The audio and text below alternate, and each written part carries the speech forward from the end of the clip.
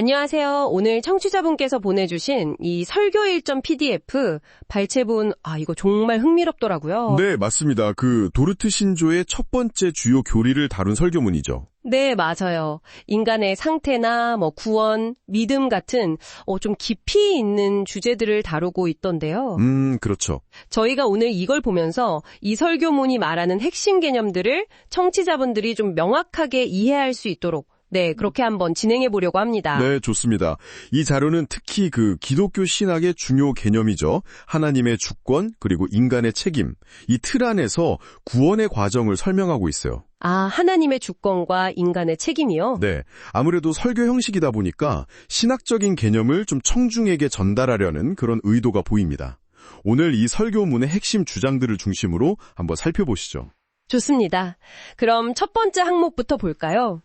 모든 인간의 상태에 대해서 이야기하는데요. 네, 1항이죠. 설교문에서는 모든 인간이 아담 안에서 죄를 지었고 그래서 하나님의 진노 아래에 있다. 영원한 죽음을 피할 수 없다. 이렇게 설명하더라고요. 네, 그 로마서 구절들을 인용하면서요. 맞아요.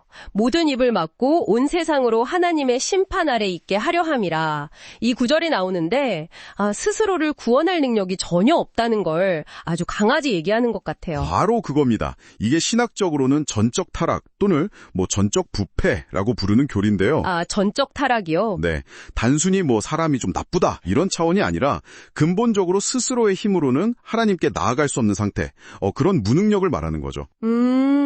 무능력 상태. 그렇기 때문에 이게 왜 하나님의 은혜가 절대적으로 필요한지에 대한 어떤 논리적인 출발점이 되는 겁니다. 그렇군요. 그럼 그렇게 절망적인 상태인데 하나님은 어떻게 응답하셨을까요? 이 항을 보면. 네, 이 항에서는 이제 하나님의 사랑과 구원의 길을 제시하죠. 독생자를 보내셨다. 이 부분이 나오네요. 요한복음 3장 16절. 그를 믿는 자마다 멸망하지 않고 영생을 얻게 하기 위해서. 네, 요한일서 4장 9절도 인용하고 있군요. 그러니까 인간의 그 전적인 무능력에 대한 하나님의 어떤 적극적인 해결책 이렇게 볼 수 있겠네요. 맞습니다.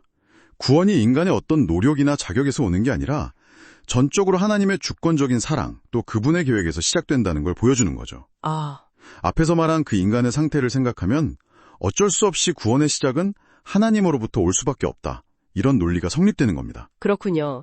자, 그럼 이 구원의 소식, 이게 어떻게 전달되는지가 궁금한데요. 사망이죠. 네, 사망은 복음 전파와 그 부르심에 대해서 이야기합니다. 하나님께서 자비롭게 복음의 사자들을 보내시고 또 이 복음 전파를 통해서 사람들을 회개와 믿음으로 부르신다. 로마서 10장 말씀이 인용됐네요. 네, 듣지도 못한 이를 어찌 믿으리요?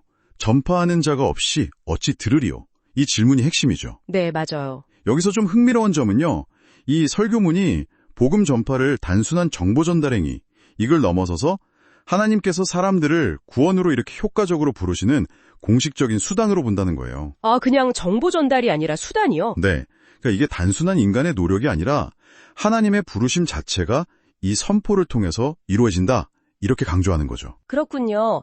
자, 복음이 전파되었을 때 사항에서는 그 결과가 두 가지로 나뉜다고 명확하게 이야기하네요. 네, 그렇죠. 아주 분명하게 대비시키죠. 복음을 믿지 않는 사람에게는 하나님의 진노가 머물러 있지만 믿음으로 예수님을 영접하는 사람들은 그 진노에서 구원받고 영생을 선물로 얻는다.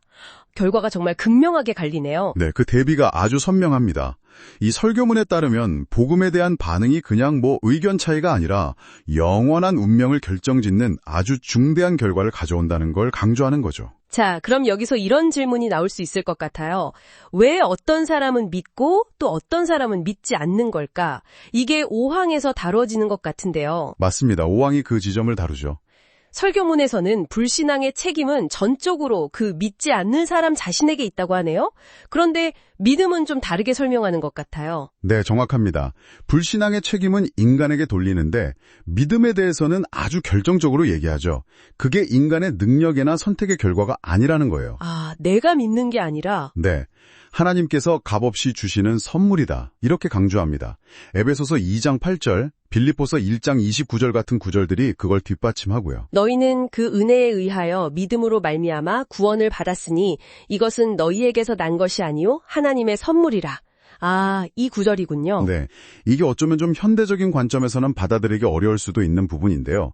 믿을 수 있는 그 능력 자체가 내 안에서 나오는 게 아니라 밖에서 주어지는 은혜라는 거죠. 행위의 주체가 바뀐다고 할까요? 와, 그렇군요.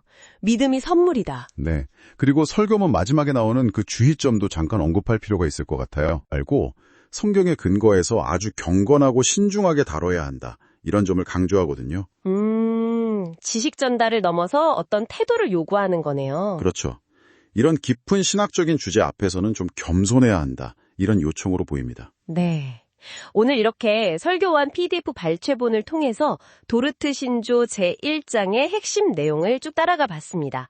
인간의 그 전적인 무능력 상태에서 시작해서 네, 하나님의 주권적인 구원 계획, 그리고 복음 전파를 통한 부르심, 그리고 그에 따른 결과, 마지막으로 믿음의 근원이 하나님의 선물이라는 그 흐름까지요. 네, 정리하자면 이 설교는 구원에 있어서 하나님의 그 절대적인 주권을 강조하면서도 동시에 그 복음 앞에서 인간이 반응하고 또 책임져야 할 부분도 분명히 제시하는 그런 구조를 보여줍니다. 그렇군요. 이 내용을 들으시면서 청취자분들 중에는 이런 생각을 하실 수도 있을 것 같아요.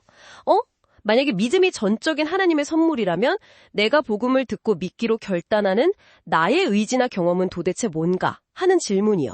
네, 충분히 가능한 질문이죠. 그 하나님의 주권적인 은혜와 인간의 결단 사이의 관계, 아주 중요한 문제입니다. 네, 오늘 저희가 나눈 이야기가 청취자 여러분의 생각에 또 다른 어떤 탐구의 시작점이 되기를 바라봅니다.